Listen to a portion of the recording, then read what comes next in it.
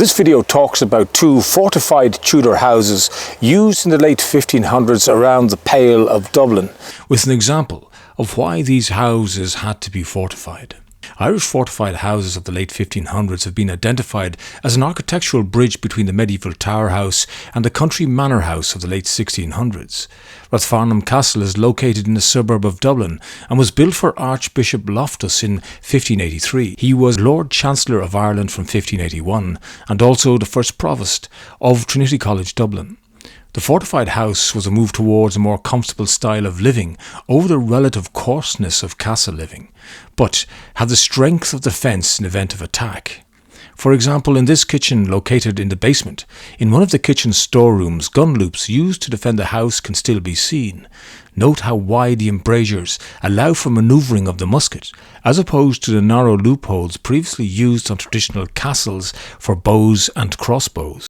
These gun loops were placed on the inside of the house's four towers. These towers are called flanking towers, allowing soldiers to cover all sides of the house with gunfire.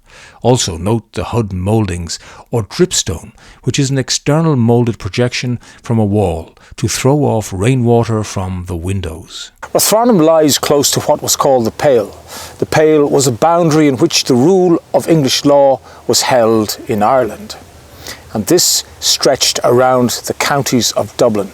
In many parts it was a physical barrier to the native Irish, who raided primarily for the livestock of the English settlers that lived within it. Now, I have made a video on the Pale, and I will leave a link to it in the description. The following account comes from the Earl of Kildare in 1580 regarding the village of Rathmore, which is located right on the Pale boundary, and gives an idea of the realities of living on the marches or borders with the native Irish. The rebels mentioned are the O'Byrnes, who lived in the Wicklow Mountains south of Dublin City, who had been on a cattle raid.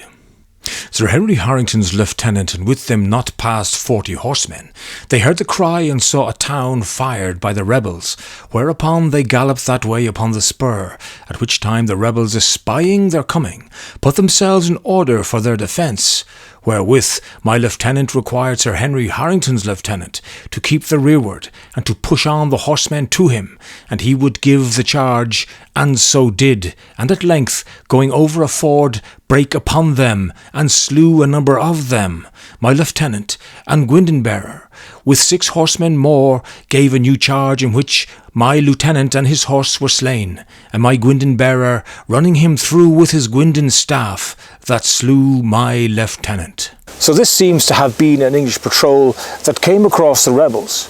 What is interesting from this account is that the O'Byrnes made some type of battle formation to receive the cavalry charge, not once but twice, but to no avail. Only 2 of the estimated 80 native Irish escaped alive. In a number of cases, fortified houses were built or reconfigured onto pre-existing castles.